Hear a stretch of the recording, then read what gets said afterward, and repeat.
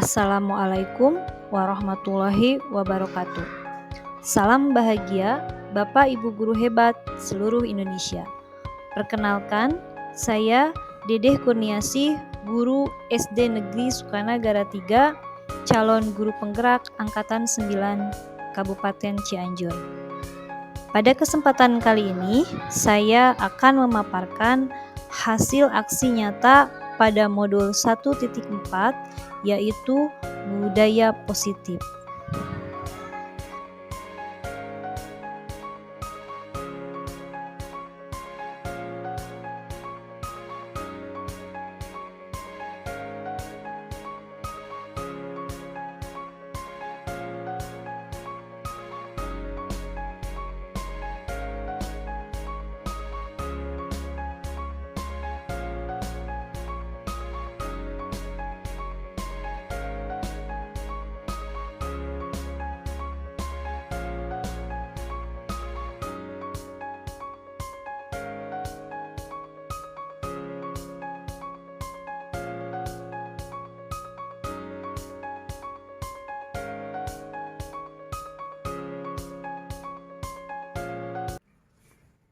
Assalamualaikum warahmatullahi wabarakatuh. Waalaikumsalam warahmatullahi wabarakatuh. Selamat siang Bapak Guru Ibu hebat. Saya ucapkan terima kasih. Pada hari ini Ibu Bapak sudah meluangkan waktu untuk kegiatan yang akan saya laksanakan pada saat ini. Yang terhormat Ibu Kepala Sekolah SDN Sukanagara 3, yang saya hormati Ibu Bapak Guru SDN Sukanagara 3, puji syukur kita panjatkan kehadirat Allah Subhanahu wa Ta'ala. Sholawat serta salam kita limpah curahkan kepada baginda besar Nabi Muhammad SAW. Bapak Ibu, pada kesempatan kali ini perkenankanlah saya untuk sharing ya Bapak Ibu. Kebetulan sekarang saya sedang mengikuti pendidikan guru penggerak, yaitu calon guru penggerak angkatan 9 dari SDN Sukanagara 3, yaitu Kabupaten Cianjur. Di sini saya mendapatkan tugas yaitu untuk mendiseminasikan salah satu modul akhir di modul 1, modul awal yang saya pelajari di pendidikan guru penggerak, yaitu ini, menyebarkan pemahaman dan penerapan pengalaman budaya positif. Jadi di sini kita sharing saja. Ini materi yang saya terima di pendidikan guru penggerak. Nanti kita akan sharing dengan Bapak Ibu guru dengan pengalaman yang ada di kelas atau di sekolah kita ini, yaitu di SDN Sukanagara 3. Ya, untuk supaya kegiatan kita berjalan dengan lancar, untuk itu kita bersama-sama mengucapkan Bismillahirrahmanirrahim. Nah, sekarang kita perhatikan Bapak Ibu, di sini ada budaya positif. Dari Bapak Ibu mungkin akan ada yang disampaikan atau terbersit atau terbayangkan kira-kira budaya positif itu apa atau seperti bagaimana? Boleh? Silakan Ibu. Assalamualaikum warahmatullahi wabarakatuh. Waalaikumsalam. Melihat dari judul yang akan dibawakan oleh Ibu Dedeh, bahwa budaya positif ini mungkin secara keseharian sudah dilaksanakan, tetapi mungkin arti atau istilahnya mungkin masih asing juga. Tetapi kita sehari-hari sudah selalu melaksanakan budaya positif, seperti doa bersama di lapangan, seperti baris di depan kelas, seperti menghafalkan perkalian-perkalian, itu juga termasuk budaya positif. Atau bersih-bersih untuk misalnya kayak operasi semut, seperti itu mungkin yang Ibu tahu. Ya, betul sekali Ibu. Salah satu contohnya seperti itu. Jadi hal-hal positif yang dilaksanakan di suatu sekolah yang memang nanti tertuju pada suatu visi misi yang nanti itu akan terbentuk menjadi budaya positif. Nah, sekarang di modul ini Bapak Ibu, nah ada konsep inti yang akan saya jabarkan ya. Konsep inti budaya positif itu ada beberapa salah konsep inti itu salah satunya yaitu di sini ada perubahan paradigma belajar, ada disiplin positif, nilai-nilai kebajikan universal, ada kebutuhan dasar manusia, motivasi perilaku manusia, keyakinan kelas, posisi kontrol, dan segitiga restitusi. Nah sekarang satu-satu kita kenalkan. Saya akan lihatkan. Nah ini yang pertama, pelajaran dengan paradigma baru.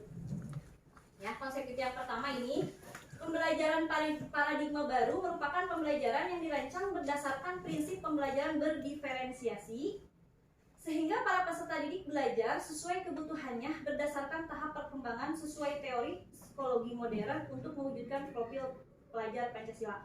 Mungkin sudah tidak asing lagi karena sekolah kita ini beberapa kelas yang sudah menerapkan kurikulum Merdeka. Nah di kurikulum Merdeka itu sudah diintegrasikan dengan ini pembelajaran berdiferensiasi. Apakah Bapak Ibu ada yang mau menanggapi tentang pembelajaran diferensiasi?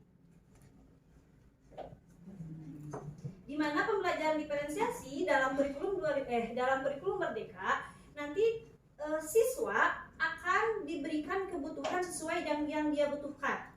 Jadi dalam pembelajarannya tidak disamaratakan. Maksudnya seperti ini. Pengalaman saya di kelas pada waktu itu pada pelajaran bahasa Indonesia itu masuk juga pembelajaran berdiferensiasi, di mana si anak membuat teks prosedur. Kan biasanya kita buat teks prosedur itu sesuai apa yang diberikan tugas, sesuai apa yang kita inginkan. Nah sekarang kita membebaskan anak, silahkan buat teks prosedur sesuai yang kamu bisa. Nah ternyata saya berikan tugas ternyata berbeda-beda. Ada yang anak suka kerajinan tangan, salah satunya anak yang suka membuat kerajinan tangan, ternyata dia membuat teks prosedurnya yaitu tentang bagaimana cara membuat figura. Muncul lagi anak yang suka memasak, ternyata dia membuat teks prosedurnya itu membuat bagaimana tata cara memasak daging ayam yang empuk kemarin. Dan ada juga anak yang suka dengan desain, ternyata dia sudah bisa Canva. Akhirnya saya fasilitasi memakai laptop, ternyata dia membuat teks prosedurnya itu diaplikasikan secara sederhana. Nah jadi di kurikulum Merdeka bebas anak sesuai apa yang dia butuhkan, karena setiap anak itu pasti akan berbeda-beda dan unik ya. Kalau dulu kan tugas itu udah sama semua, bisa tidak bisa sama. Kalau sekarang tidak, jadi bisa diberikan hasil tugasnya itu berbeda-beda seperti itu, yaitu pembelajaran dengan paradigma baru dan diintegrasikan melalui profil pelajar Pancasila. Dan Ibu mungkin sudah sangat paham ya yang sudah kelasnya kurikulum Merdeka. Ini ada beriman bertakwa kepada Tuhan Yang Maha Esa dan berakhlak mulia, berkebinekaan global, gotong royong, kreatif, benar kritis dan mandiri. Dan ini biasanya setiap kita mulai pembelajaran itu selalu ya ada yang berupa nyanyian kan seperti itu. Dan itu bisa dilaksanakan di kelas. Nah sekarang selanjutnya ada perubahan paradigma yang nanti ini akan masuk ke konsep budaya positif. Ini ada permainan Bapak Ibu. Di sini kita ada tangan, ada dua orang ya, si A dan si B. Tangan yang satu dan tangan si A mengepalkan sesuatu yang berharga bagi dirinya. Pokoknya si tangannya itu dikepalkan di dalam, yang berharga itu disimpan di dalam tangan. Yang satu lagi, orang yang satu lagi, bagaimana caranya dia mencoba sekuat tenaga supaya yang mengepalkan tangan yang berharga di dalam tangannya itu bisa dibuka. Dengan cara dibujuk, kalau mungkin juga bisa diancam, dihadik supaya si tangan yang dikepalkan yang berharga dalam tangannya itu bisa dibuka. Nah, apa yang terjadi? Kira-kira kalau ibu dalam keadaan seperti itu, bagaimana? Apakah dia bisa mau dibuka atau tetap ditutup atau seperti bagaimana? Tetap ditutup. Tetap ditutup. Nah, salah satunya ada jawaban dari Bu Lina, katanya tetap ditutup. Berarti teguh pada pendirian. Nah, itu ya. Nanti di sini anak biasanya kalau ada yang ditutup berarti teguh sama pendirian. Ada juga yang dibuka karena dia itu ingin menyesuaikan pendiriannya sesuai dengan hal baru yang dia ketahui. Seperti itu yang terjadi ya. Terus selanjutnya, nah ini miskonsepsi tadi tentang teori kontrol. Nah, kita di sini tahunya guru bisa mengontrol murid. Ternyata itu miskonsepsi. Guru mengontrol murid itu sebenarnya seharusnya murid itu tidak bisa dikontrol seperti itu kalau dia tidak punya kemauan atau keinginan dalam dirinya. Tapi Bu ada yang nurut. Dan itu karena memang Masuk kedua, penguatan positif, efektif, dan bermanfaat. Biasanya nurut karena dirayu, karena dibujuk. Nah itu ya. Terus selanjutnya juga kritik membuat rasa bersalah, mampu menguatkan karakter. Jadi kita itu mengkritik itu sewajarnya dan harusnya itu yang membangun. Begitu. Selanjutnya bahwa orang dewasa berhak memaksa. Nah padahal setiap manusia itu kan punya pilihan masing-masing. Gitu. Ini tentang miskonsepsi. Nah sekarang ini perubahan paradigma dari stimulus respon ke teori kontrol. Stimulus respon kita mencoba mengubah orang agar berpandangan sama dengan kita. Padahal menurut teori kontrol kita berusaha memahami pandangan orang lain tentang dunia. Selanjutnya perilaku buruk dilihat sebagai suatu kesalahan. Semua perilaku memiliki tujuan. Kesalahan itu kan pasti akan ada tujuannya. Kenapa dia seperti itu? Kenapa dia melakukan ini? Ya seperti itu ya. Terus orang lain bisa mengontrol saya, hanya Anda yang bisa mengontrol diri Anda. Terus saya bisa mengontrol orang lain, Anda tidak bisa mengontrol orang lain. Selanjutnya pemaksaan ada pada saat rujukan gagal. Nah, kalau di teori kontrol itu ada kolaborasi dan konsensus menciptakan. Nanti kesananya ada di slide selanjutnya. Selanjutnya juga model berpikir menang atau kalah, tapi kalau sekarang justru berpikir menang-menang seperti itu ya. Nah selanjutnya, sekarang konsep inti yang selanjutnya adalah tentang disiplin Bapak Ibu. Tadi kan tentang perubahan paradigma. Sekarang tentang disiplin. Di sini ada pertanyaan pemantik. Silakan Bapak Ibu amati tiga pertanyaan tersebut. Menurut Bapak Ibu, hukuman dapat mendisiplinkan anak? Bisa saja. Bisa, tapi tidak selalu. Bisa, tapi tidak selalu. Ini hanya pertanyaan pemantik ya Bapak Ibu. Terus selanjutnya, pemberian hukuman dengan hal positif seperti ini terjadi di sekolah kita mungkin ya Bapak Ibu. Membaca atau membersihkan halaman sekolah dapat meningkatkan disiplin anak. Kira-kira setuju atau tidak? Setuju. Setuju. Oke. Yang ketiga, memberi penghargaan dapat meningkatkan motivasi belajar anak. Setuju. Yuk. Sekarang pertanyaan pemantik ini kita lihat ke makna disiplin. Disiplin itu berasal dari kata disiplina yang artinya belajar. Disiplin mengacu pada disiplin diri yang memiliki tanggung jawab terhadap apa yang dilakukan berdasarkan nilai-nilai yang diyakini. Disiplin positif merupakan salah satu cara penerapan disiplin yang bertujuan untuk menumbuhkan kesadaran serta memberdayakan peserta didik tanpa imbalan, penghargaan, reward, ancaman, atau hukuman. Sebagai pendidik, tujuan kita adalah menciptakan peserta didik yang memiliki disiplin diri sehingga mereka berperilaku mengacu pada nilai-nilai kebajikan universal dan memiliki motivasi intrinsik dalam perubahan perilaku ke arah yang lebih baik. Nah, di sini digarisbawahi kebajikan universal dan memiliki motivasi intrinsik. Nah, ini ya di sini yang harus kita sebagai guru bisa menciptakannya atau mengembangkan peserta didik kita. Selanjutnya, nah di sini nilai-nilai kebajikan yang tadi universal itu apa? Nilai-nilai kebajikan universal itu Bapak Ibu sifat-sifat positif manusia yang merupakan tujuan mulia yang ingin dicapai setiap individu, dan nilai itu universal, berlaku lintas bahasa, suku bangsa, agama, dan latar belakang. Nah itu diambil dari profil Pancasila, dari Primary Years Program, dan keterampilan hidup atau life skill. Nah jadi ini adalah nilai-nilai kebajikan universal dalam budaya positif yang harus diyakininya. Ya, kalau profil Pancasila sudah pasti sudah tidak asing lagi. Apalagi kalau kita menggunakan kurikulum Merdeka. Terus di sini yang dari Primary Years Program PYP yang seperti ini, dan keterampilan hidup life skill. Nah ini adalah nilai-nilai kebajikan universalnya.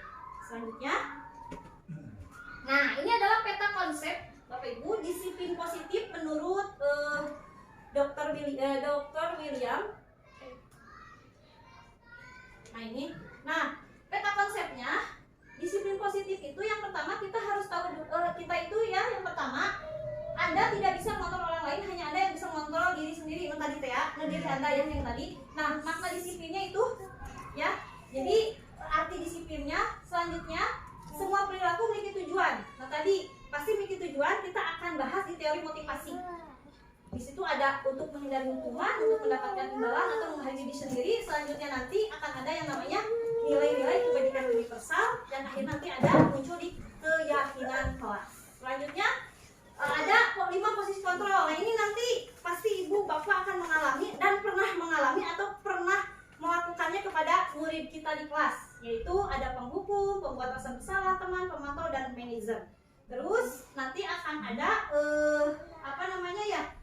segitiga restitusi, yaitu menstabilkan identitas, validasi kebutuhan, menanyakan keyakinan, dan di sini yang terakhir adalah 5 kebutuhan dasar manusia. Begitu peta konsep. Selanjutnya, nah ini kebutuhan dasar manusia. Konsep inti yang selanjutnya ini, ya, kebutuhan dasar manusia adalah segala sesuatu yang kita lakukan untuk mendapatkan apa yang kita lakukan memiliki tujuan tertentu, dan semua usaha terbaik yang kita lakukan adalah dalam rangka agar kebutuhan dasar kita terpenuhi dengan baik. Semua orang senantiasa berusaha untuk menentukan kebutuhannya dengan berbagai cara. Bila mereka tidak bisa mendapatkan kebutuhannya dengan cara yang positif, mereka bisa melanggar peraturan dan melakukan hal-hal yang tidak sesuai dengan nilai-nilai kebajikan. Nah, mungkin ini ada pada siswa kita. Kenapa siswa kita seperti itu? Mungkin ini yang harus digarisbawahi. Apa tadi? Mereka bisa melanggar itu karena memang tidak mendapatkan kebutuhan. Apa sih kebutuhan dasar manusia itu? Nih, ini ada 5 dasar kebutuhan manusia.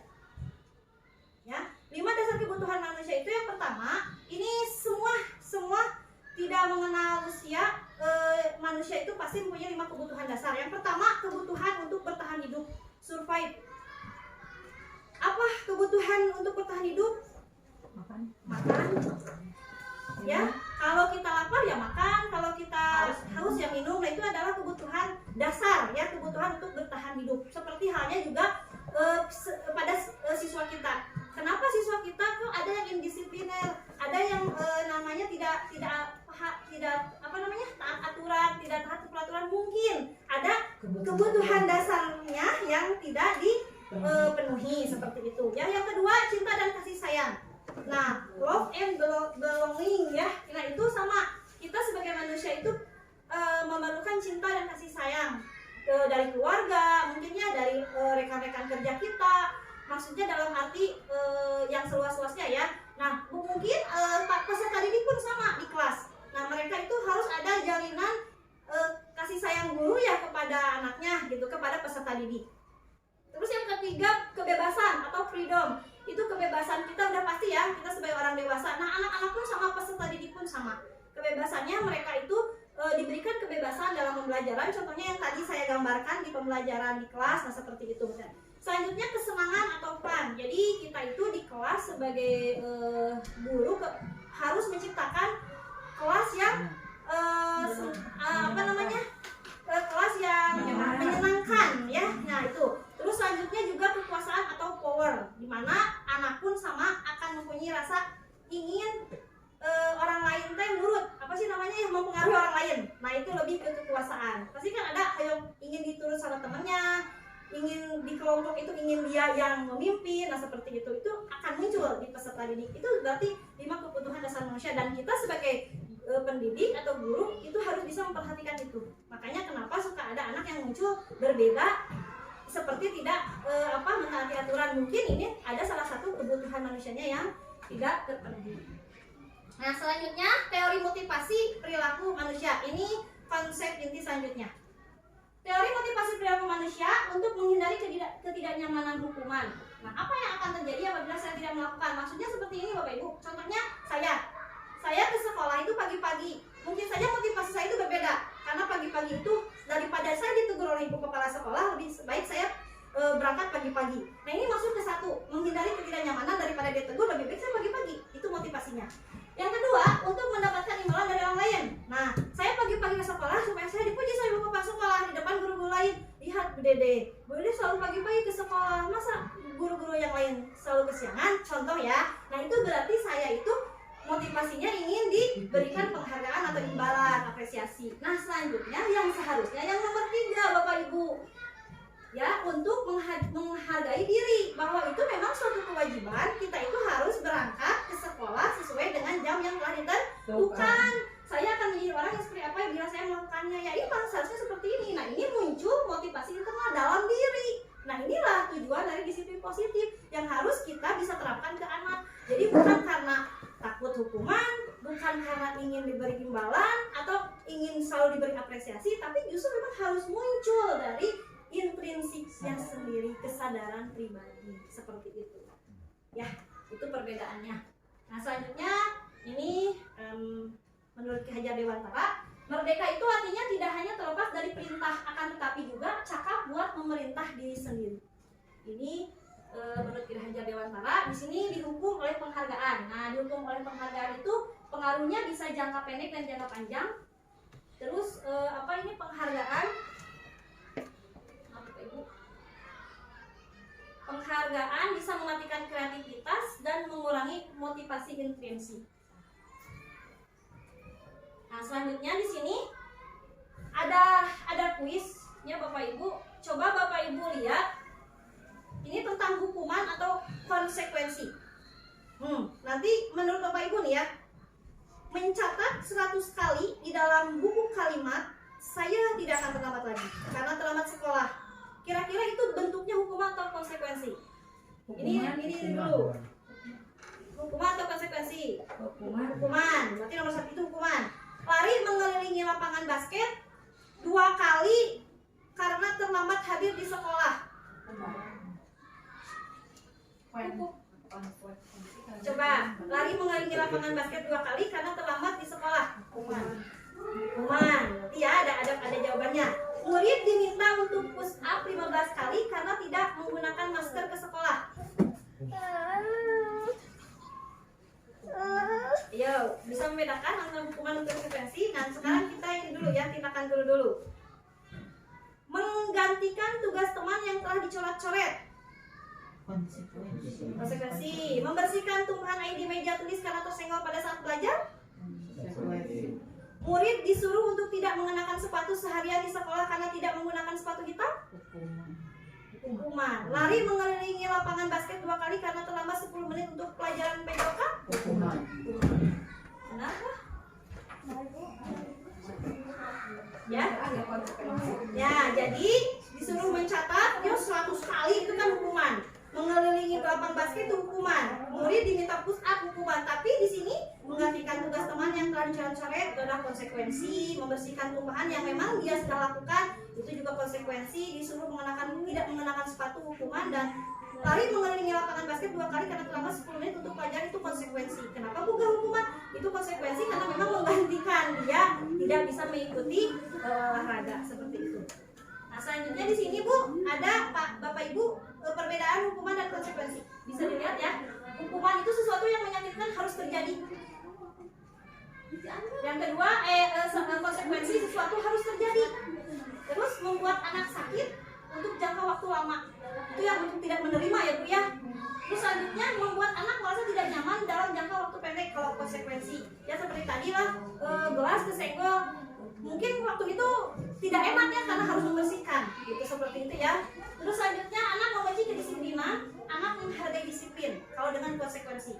Terus hukuman itu paksaan, kalau konsekuensi itu stimulus dan tanggapan. Mendorong anak menyakiti diri sendiri, sedangkan kalau konsekuensi mendorong anak agar mudah menyesuaikan diri.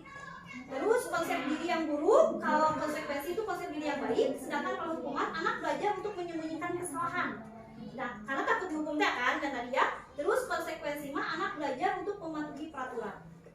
Terus hukuman mah marah, rasa bersalah, dipermalukan, merasa tak dihargai. Tapi kalau konsekuensi itu kehilangan hak, dibuat tidak nyaman, diasingkan untuk sementara katanya. Seperti itu. Jadi itu perbedaan hukuman dan konsekuensi. Nah sekarang di sini kita akan maju ke apa itu restitusi. Tadi ada memang di salah satu konsep inti.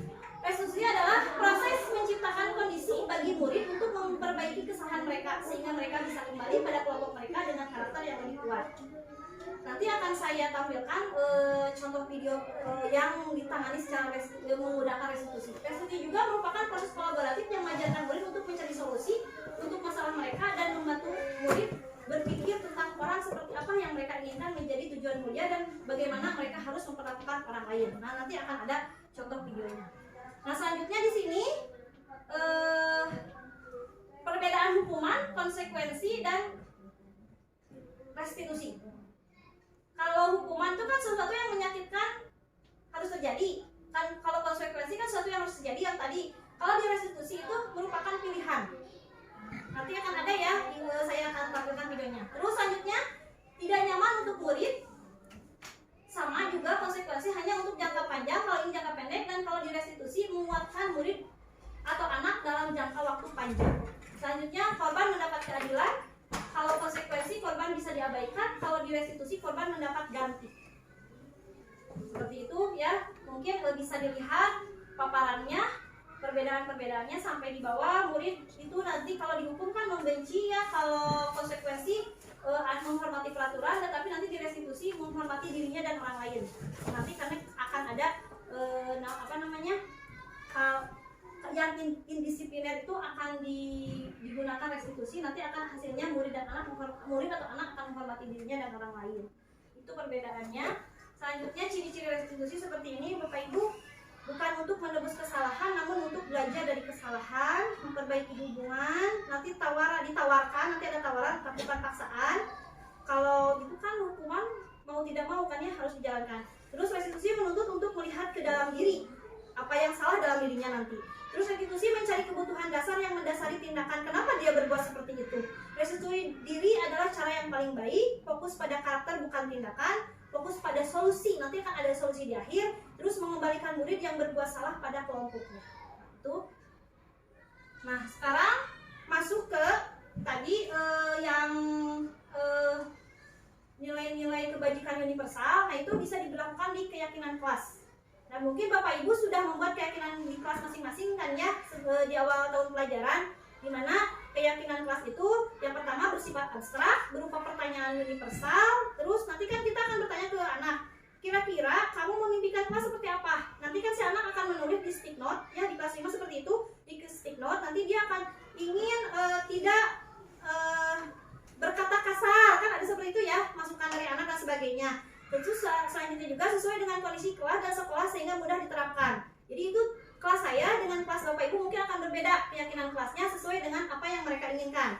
Nah, melibatkan semua warga kelas. Jadi kalau keyakinan kelas itu bukan, kalau peraturan kan dibuat oleh sekolah, harus dipatuhi oleh semua. Tapi kalau keyakinan kelas itu dibuat kalau di kelas oleh guru dan siswa, dan nantinya akan dilaksanakan oleh guru dan siswa juga yang diyakini seperti itu. Jadi karena dia sudah yang membuat keyakinan, otomatis dia juga harus melaksanakan. Jadi pada inti nama, kalau kita masuk di tahun ajaran baru itu, ya, guru dan murid harus membuat keyakinan kelas harus supaya jalannya nanti. Ya, jadi budaya positif itu bisa berjalan di kelas juga, karena dia punya keyakinan kelas yang harus dia jalankan. Ya, kayak seperti misalnya tidak merokok, kalau orang tua kan kayak gitu ya. Kalau di kelas mah mungkin anak tidak menggunakan apa yang belajar gitu kan. Menjaga kebersihan. Jadi kalau keyakinan kelas mah tidak redaksi kalimatnya tidak panjang.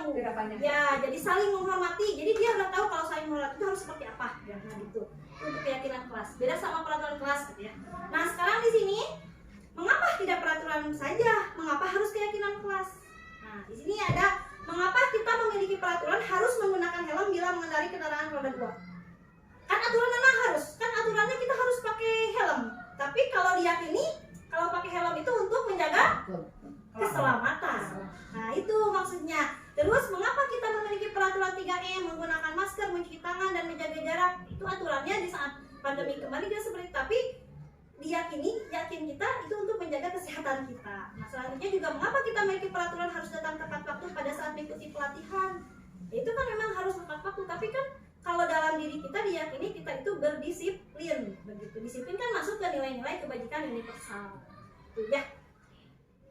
Selanjutnya Bapak Ibu, nah seperti ini nanti di peraturan kelas. Nah, peraturan kelas itu setiap kelas ada peraturan kelas. Nah, nanti itu siswa bersama guru membuat keyakinan kelas. Nanti setelah keyakinan kelasnya terbentuk dan ada bukan perjanjian sih, justru harus dorongan dalam diri ya untuk melaksanakan keyakinan kelas. Nanti akan terbentuklah lingkungan positif. Dan selanjutnya nanti akan membudaya menjadi budaya positif. Ini lingkarannya seperti ini. Selanjutnya, nah ini dalam kegiatan pendalaman keyakinan kelas, ini cara pembuatannya. Ini contohnya kegiatan pendalaman keyakinan kelas menggunakan tabel P. Kalau di sini contoh kata-kata nilai-nilai universalnya hormat.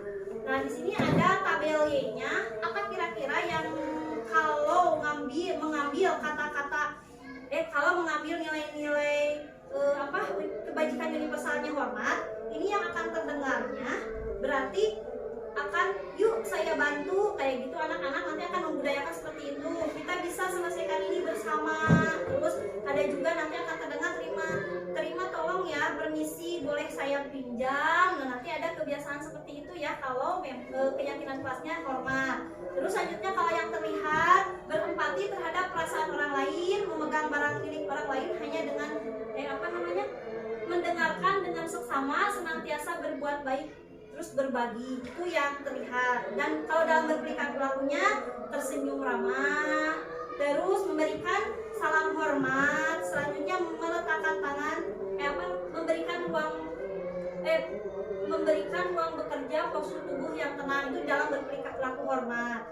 Terus selanjutnya juga akan tampak seperti apa nanti perilakunya, datang tepat waktu, udah gitu menyapa teman dan guru setiap hari, itu perilaku yang dari nilai-nilai ya. Terus selanjutnya mengembalikan barang teman yang telah dipinjam, mengucapkan terima kasih. Yang tidak tampak itu biasanya seperti sering hadir terlambat ya. Terus tak acuh kepada teman dan guru. Terus kalau dalam bekerja tampak seperti tekun bekerja dan menyimak guru.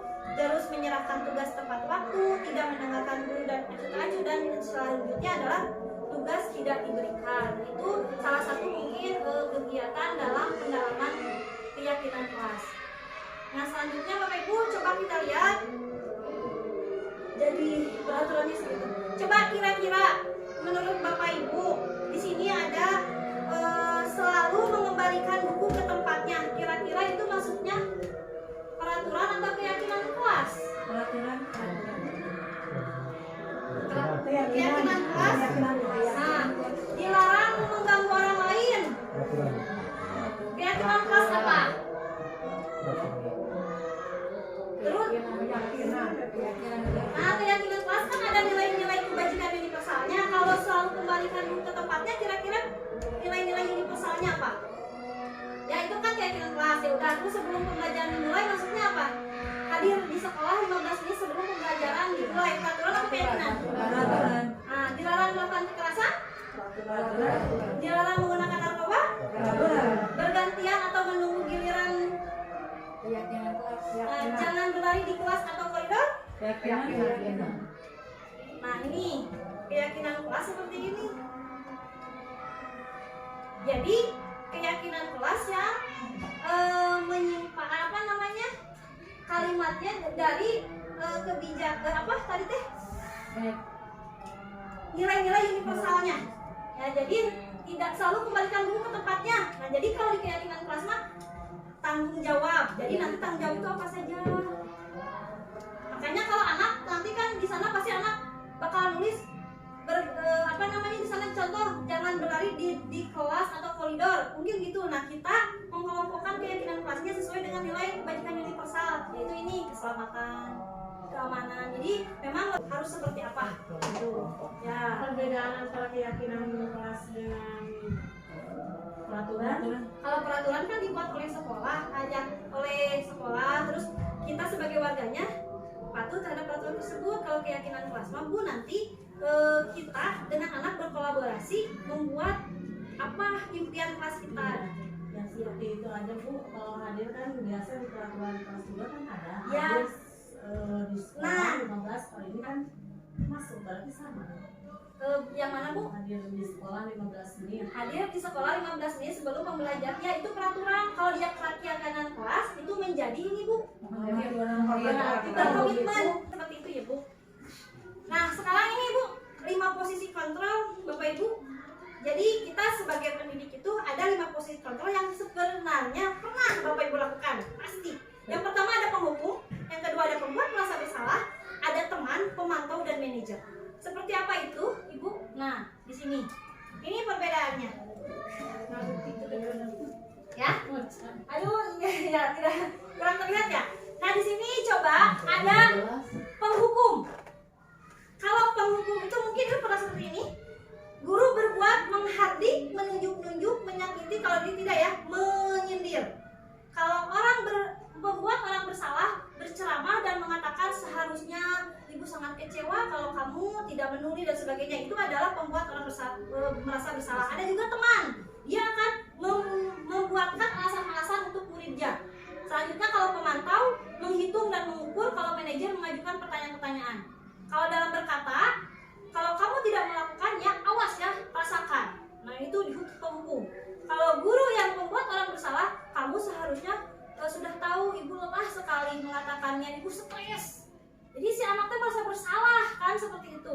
hasilnya. Terus kalau teman, ayolah lakukan demi ibu. Masa kamu tidak mau? Ingat, ingat tidak ibu pernah bantu. Nah, itu sebagai teman. Kalau pemantau, apa peraturannya? Kalau manajer, apa yang kita yakini, apa yang bisa kau kerjakan untuk memperbaiki masalah ini. Jadi itu sebagai manajer. Jadi ini kalau hasil, nanti kalau penghukum biasanya memberontak, menyalahkan orang lain dan berbohong. Mungkin pernah ya, adalah di kelas gitu ya yang saya alami seperti itu. Terus menyembunyikan, menyangkal, berbohong kalau pembuat orang bersalah. Kalau teman, ketergantungan nantinya. Terus selanjutnya kalau pemantau, menyesuaikan diri bila diawasi. Kalau manajer, menguatkan pribadi. Begitu. Itu termasuk sifat-sifat tindakan Ya, tindakan kita. Kalau ada anak, ya kalau ada anak yang indisipliner atau tidak patuh terhadap aturan, terkadang kita itu ada di posisi ini. Ya. Nah, kira-kira Bapak Ibu pernah merasakan di posisi yang mana? Seperti itu ya. Ada penghukum, pembuat orang bersalah. Saya merasakan semuanya pernah gitu kan. Penghukum pernah. Kan biasanya kita kan disesuaikan dengan Anaknya. apa yang anak lakukan. Nah, seperti seperti itu ya. Jadi bisa jadi penghukum, pembuat orang bersalah, teman, pemantau ataupun manajer. Nah, mungkin seperti itu 5 posisi kontrol. Nah, selanjutnya coba ini. Saya kecewa sekali dengan kamu. Kira-kira gurunya siapa yang mengatakan posisi kontrol apa? Penghukum? Itu yang kedua. Teman. Bukan. Pembuat orang bersalah. Ya, Oke, ya. Kamu tidak pernah benar melakukannya. Yang kedua. Membuat orang bersalah. Coba, ayolah lakukan demi ibu bapak. Teman. Teman, ayo. Apakah kamu mau mendapatkan stiker bintang hari ini? Manajer. Ya, coba. Bagaimana kamu bisa menyelesaikan masalah ini? Teman. Manajer, pemantau, manajer. Kamu selalu yang paling terakhir. Merasa besar. Coba. Yang terakhir apa Bapak Ibu? Merasa bersalah. Penghukum. Nah, saya kecewa sekali dengan kamu. Itu membuat orang merasa bersalah. Kalau kamu tidak pernah benar melakukannya, itu penghukum. Dengan verbal berarti ya Bu ya. Terus, ayolah lakukan demi ibu bapak, itu teman. Selanjutnya, apakah kamu mau mendapatkan stiker bintang hari ini? Itu pemantau. Bagaimana kamu bisa menyelesaikan masalah ini? Itu manajer, dan kamu selalu yang paling terakhir. Begitu. Itu ya posisinya. Nah, selanjutnya ini bergerak antara peraturan, pemantau, konsekuensi ya. Kalau di sini di lingkaran yang pertama, kalau kamu tidak bisa, saya akan beri kamu hukuman. Berarti itu dari peraturan dipantau dan diberikan konsekuensi. Selanjutnya nilai-nilai manajer memperbaikinya. Selanjutnya di sini apa yang kamu yakini? Bagaimana memperbaiki masalah ini? Nah, seperti itu. Dan terakhir memperbaikinya, kiat berdua mendapatkan apa yang dibutuhkan antara peserta didik dan guru. Nah, sekarang kita masuk ke sini, Bu. Segitiga restitusi. Yang tadi jika ada peserta didik yang mengalami atau tidak taat pada aturan, bagaimana kita caranya? Nah, ini bisa menggunakan segitiga restitusi. Di sini suatu proses dialog yang dijalankan oleh guru agar dapat menghasilkan murid yang mandiri dan bertanggung jawab. Dan di sini memang kalau saya lihat Bapak Ibu guru di sini memang sepertinya sudah melakukan seperti Bu Mama gitu kan, selalu dengan kelembutannya mengajak anak berdua 4 mata gitu kan. Kalau ada anak yang memang melanggar aturan, salah satu contohnya seperti itu. Juga ada juga kayak Bu Lina kan, kalau ada anak yang melakukan kesalahan, dia panggil ke kantor, menginterogasi. Nah, apakah coba Bu Lina sudah masuk tidak ke sini? Mungkin sudah pernah, cuma tidak tahu istilahnya itu ternyata segitiga restitusi begitu. Nah, begini segitiga restitusi Bapak Ibu. Di sini yang pertama adalah menstabilkan identitas. Jadi langkah pertamanya kalau ini di segitiga restitusi adalah menstabilkan identitas. Setiap orang pasti pernah melakukan kesalahan. Kamu bukan satu-satunya yang pernah melakukan ini. Nanti di situ yang ditekankannya. Yang kedua nanti validasi kebutuhan. Kamu tentu punya masalah. Kamu tentu punya alasan mengapa melakukan itu. Ya, terus selanjutnya adakah cara yang lebih efektif untuk mendapatkan apa yang kamu butuhkan? Nanti itu akan ada validasi kebutuhan. Selanjutnya di terakhir di sini menanyakan keyakinan. Nilai-nilai apa yang telah kita sepakati? Nah, dikembalikan lagi ke anaknya, diingatkan lagi keyakinan kelasnya yang telah dia melanggar. Nah selanjutnya kamu ingin menjadi orang seperti apa? Kita tanya kenapa kamu melakukan kesalahan, kamu tuh maunya seperti apa dan sebagainya. Nanti ada di sini di segitiga restitusi. Nah seperti ini, menstabilkan identitas untuk membuat anak yang merasa gagal karena berbuat salah menjadi positif terhadap dirinya. Nah guru berkata, berbuat salah itu hal yang manusiawi. Nanti kita ke anak itu di saat dia salah, berbuat salah itu hal yang manusiawi, tidak ada manusia yang sempurna gitu kan. Terus bapak ibu juga pernah berbuat salah, kita pasti bisa menyelesaikan masalah ini gitu, memberikan masukannya seperti itu. Bapak ibu tidak tertarik untuk mencari tahu siapa yang benar, siapa yang salah.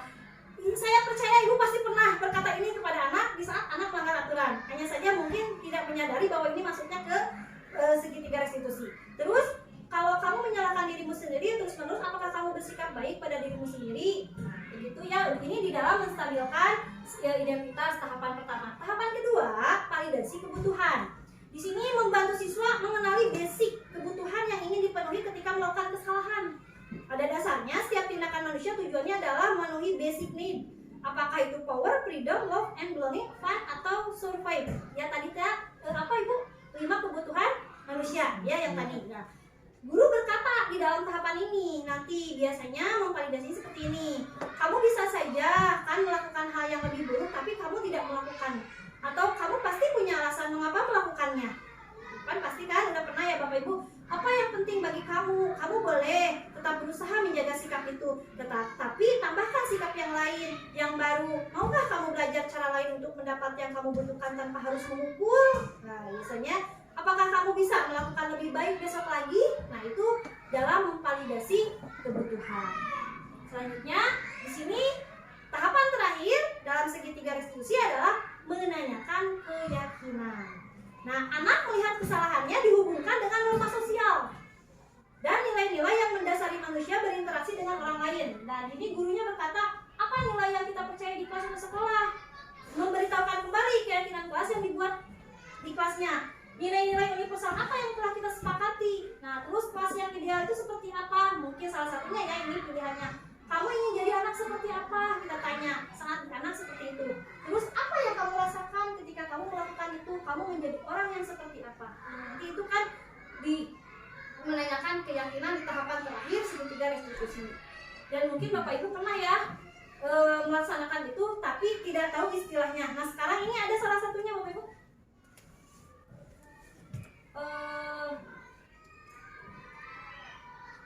Tidak ada suaranya.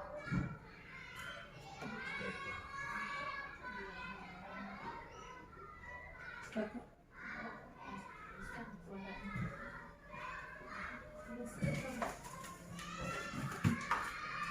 ini sedang melaksanakan segitiga restitusi.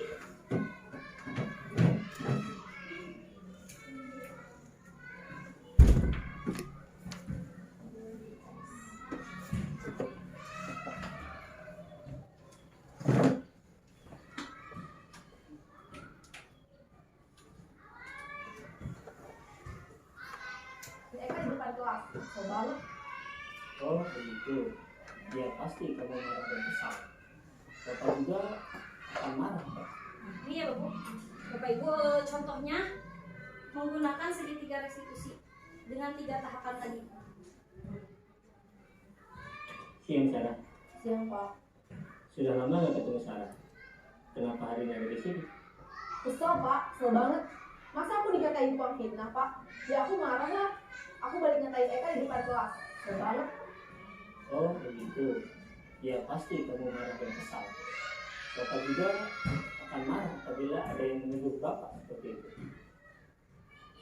Kemudian pada saat itu kamu mau melakukan apa? Ya saya langsung ngatain Eka lah Pak. Kesel banget. Saya bentak-bentak dia di depan teman-teman lain. Oh begitu, pasti kamu melakukan seperti itu karena suatu alasan tertentu bukan? Iyalah, masa saya diam saja Pak? Ya saya bela diri lah. Masa saya dituduh tukang fitnah? Ya wajar lah. Mempertahankan harga diri itu sesuatu yang penting buat kamu.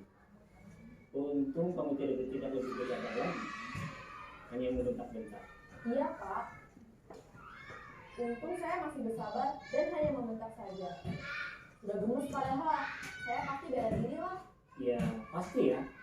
Tapi kamu memilih untuk tetap bertahan dan bersabar. Kamu memilih untuk tidak berbuat lebih parah lagi, kan? Iya.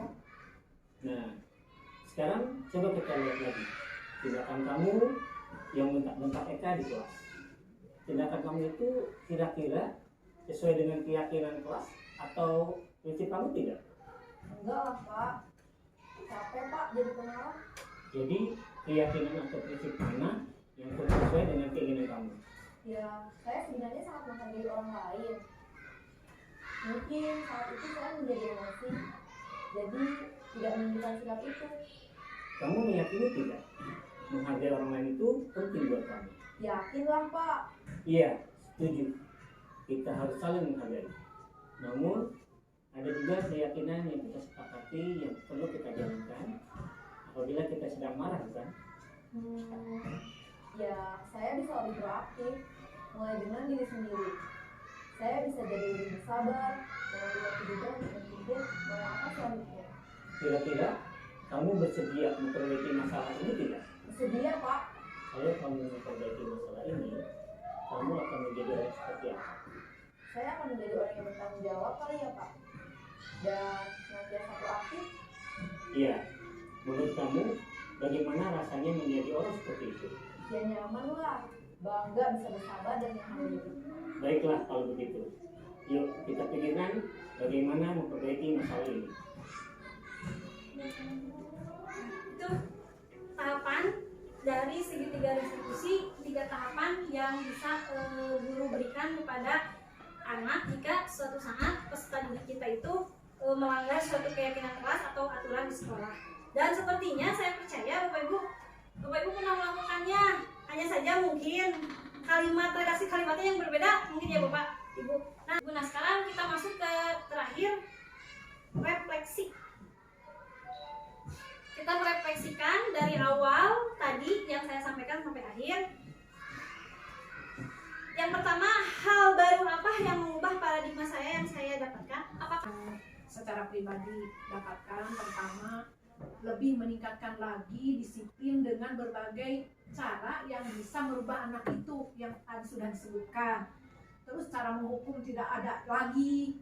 Terus juga ada keyakinan di dalam kelas, harus ada di tiap kelas supaya bisa menjadikan anak itu lebih disiplinnya. Seperti itu. Ya Ibu, terima kasih. Seperti itu ya. Jadi nanti hal barunya mungkin jika ada kelas yang memang belum mempersiapkan atau membuat keyakinan kelas, diusahakan untuk membuat keyakinan kelas ya Ibu, karena supaya anak itu ada tujuan nantinya ke sana, apa yang harus kita lakukan gitu kan untuk budaya positif tersebut. Terus selanjutnya, perasaan apa yang muncul selama mengikuti sesi ini khususnya mengenai makna disiplin dan motivasi intrinsik tadi. Ya Ibu. Terima kasih Bu Dede. Alhamdulillah ya. Jadi selama mengikuti kegiatan ini banyak sekali hal-hal yang baru. Tetapi hal yang baru itu sebenarnya sudah nampak di kita dan bahkan banyak yang telah dia alami. Tetapi karena ada istilah-istilahnya baru, jadi kita itu jadi banyak introspeksi dari kegiatan ini. Dan alhamdulillah terima kasih Bu Dede, ini menambah pengetahuan sekali khususnya bagi kita selaku guru di dalam kelas. Jadi ini kita harus begini. Terima kasih ini atas berbagi ilmunya. Terima kasih Ibu, itu ya. Jadi banyak, berarti alhamdulillah ya Ibu ya, dari sesi ini ternyata banyak hal baru dan istilah baru padahal sudah kita lakukan, hanya saja ternyata itu istilahnya tuh sama seperti apa yang kita lakukan setiap hari. Terus selanjutnya peran among ya Bu ya, posisi kontrol seperti apa yang telah dilakukan selama ini. Setelah melihat ini, kira-kira Ibu di kehidupan sehari-hari di kelas gitu, apakah 5 kontrol itu pernah dilaksanakan atau hanya sebagai penghukum saja setiap hari atau seperti apa menurut Bapak Ibu? Coba, apakah semua pernah dilaksanakan atau hanya kata Bu Nani, saya hanya penghukum saja mungkin, atau bagaimana? Pernah melakukan ke-5-5-nya. Alhamdulillah, berarti pernah, hanya saja mungkin tidak tahu ini teh Istilahnya apakah saya penghukum, apakah manajer atau pemantau dan sebagainya, seperti itu. Alhamdulillah ya Ibu. Terus saya akan menjadi posisi kontrol yang seperti apakah setelah mengikuti sosialisasi ini? sebagai teman Dan manajer. Manajer, ya itu ya sebagai manajer. Mungkin seperti itu, Bapak Ibu. penyampaian materi pada hari ini. Terima kasih atas waktu dan kesempatannya. Alhamdulillah saya sangat bahagia, sangat bangga terhadap Bapak Ibu yang sudah memberikan semangat dan motivasi kepada saya berkolaborasi dalam kegiatan pendidikan guru penggerak ini, Bapak Ibu. Ya, dan saya di sini materi yang saya berikan semoga bermanfaat ke depannya, dan sekali lagi saya ucapkan terima kasih atas waktunya. Mungkin pemaparan dari saya disuguhkan sekian, Bapak Ibu. Akhir kata saya ucapkan Assalamualaikum warahmatullahi wabarakatuh. Waalaikumsalam warahmatullahi wabarakatuh.